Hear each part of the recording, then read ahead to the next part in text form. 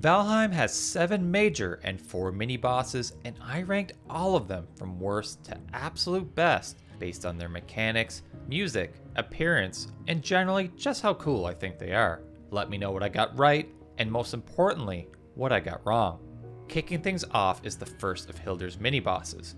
Being added to the game in 2023 via Hildr's request, 3 sets of dungeon locations are added to your map for bosses to hunt, following interacting with Hildr's map for their chests containing unique rewards.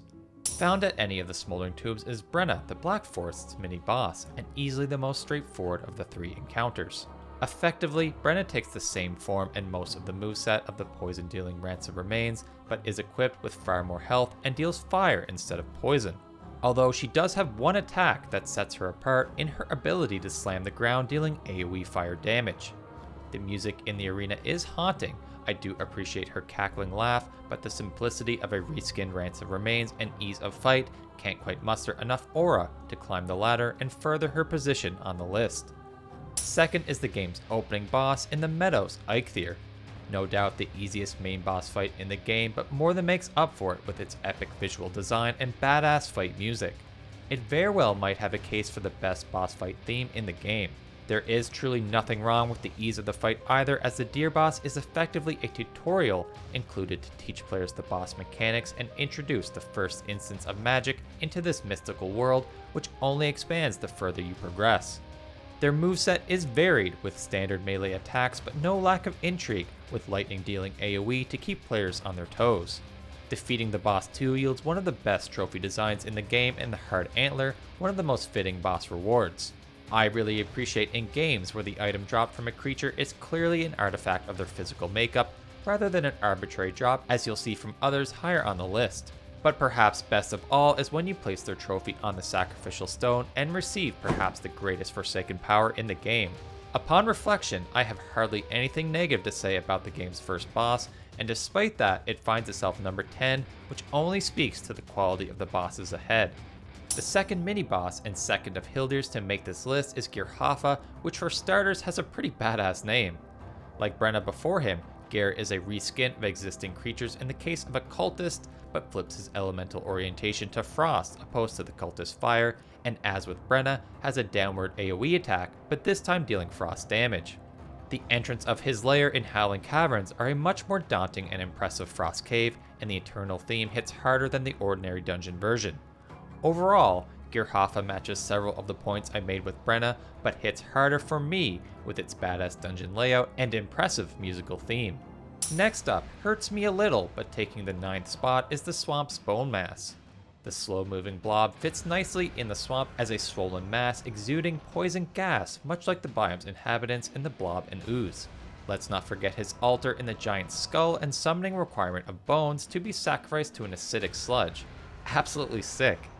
Despite this, his moveset leaves a lot to be desired in my opinion. Aside from the tossing of a skeleton and blob containing sludge ball, it's pretty plain.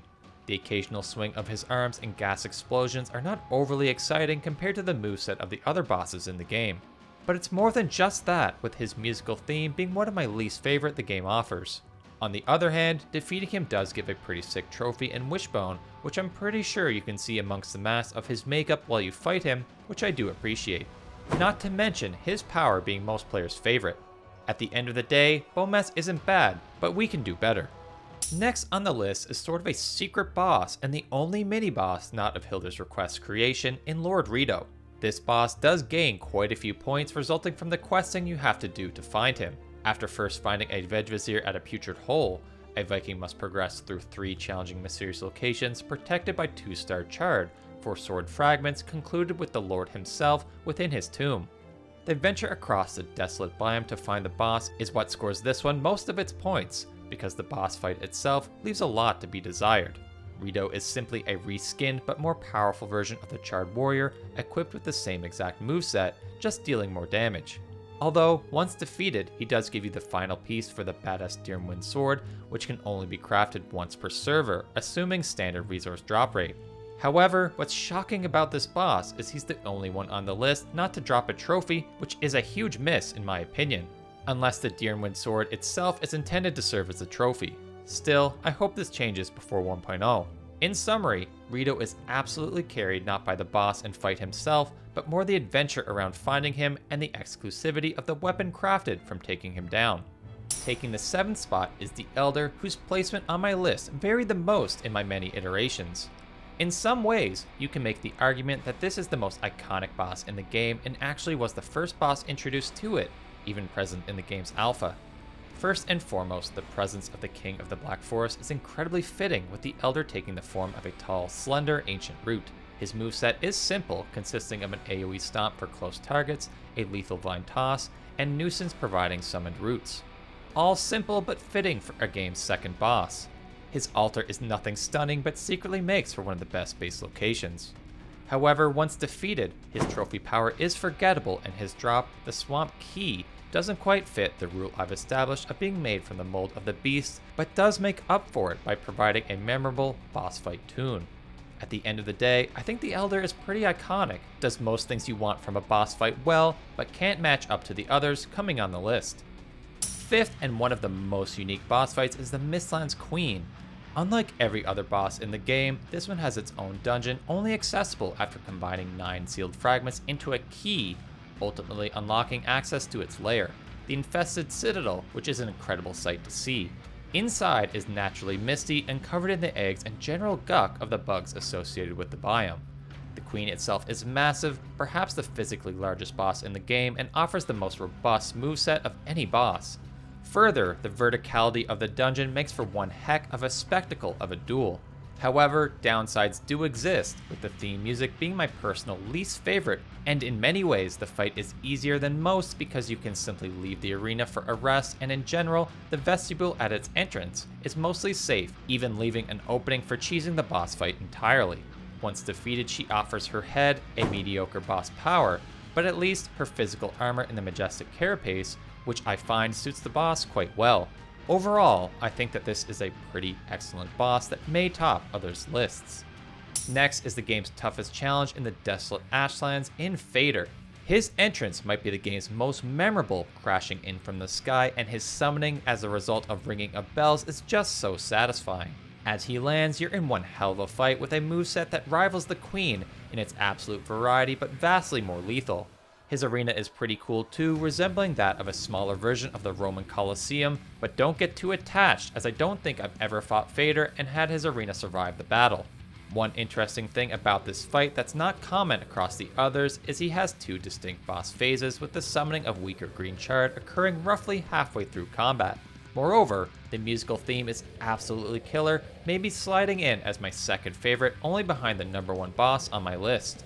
Once defeated, his trophy's power is an excellent one, both giving speed and carrying capacity, but we will have to wait for his drop's purpose to be defined following Valheim's 1.0 release to fully assess this boss.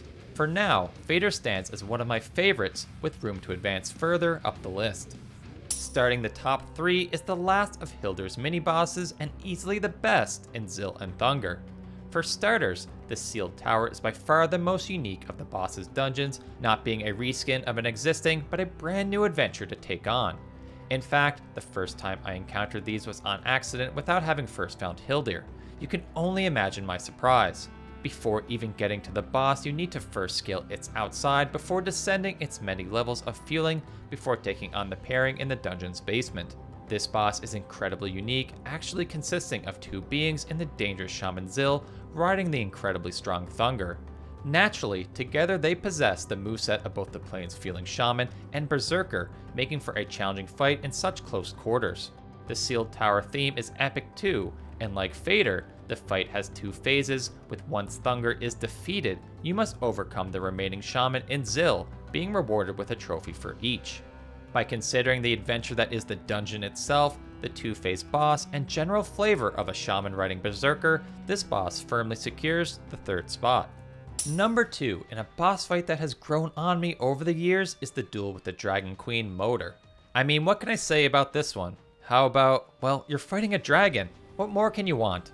But seriously, this is the only boss fight where the boss is airborne and that fires projectiles, leaving permanent fixtures in her icicles, not to mention the destruction her attacks deal to the surrounding environment. And don't get me started on the ambiance of the fight with the sky changing color and the epic theme setting in. Her moveset has decent variety with both attacks as she is airborne and both slashing and biting attacks as she lands. The only downside I really can think of is her movement and hitboxes can be a little jank at times. But for a game not shy of jank, I can let it slide.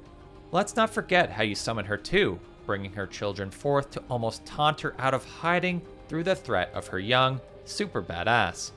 Overcoming her gives her great trophy a worthy decoration, and her tears, which if you look further into the lore of her backstory, is incredibly fitting and makes for one of my favorite boss item rewards as a result. Overall, this boss and her fight is electric and can only be defeated by my favorite, you guessed it, the Goblin King himself, Yagluth. This boss fight is incredible, which becomes clear as soon as Yagluth rises, pulling himself from the earth with all his might, and he bellows his epic voice line and powerful roar. Quickly, the absolute best metal boss fight music starts and you're off with a powerful beam of fire-dealing Nova, slamming AoE fire attacks, and meteors falling from the sky. All this while the ancient leader drags his legless, broken body across the barren plains. And don't get me started on his arena, which if spotted in the distance can often result in one of the biggest WTF moments in Valheim. The fingers emerging from the earth align perfectly with the boss himself and gives the vibe you're in the palm of his hand for the duration of the fight. In many ways, I still find this to be one of the game's most difficult encounters, as Yag offers few opportunities to sneak in damage, and if you're operating without barley wine, it sure will be a short one. This fight too feels special to me, as when I first played the game in 2021, defeating him signaled the end of the game, and at the time, then offering his generic drop. Now replaced with his torn spirit and always his trophy, which I think is the best of all the bosses, despite the disappointment of its power. And if you liked these rankings, I also ranked Valheim's biomes, their creatures, and weapons in one video right here.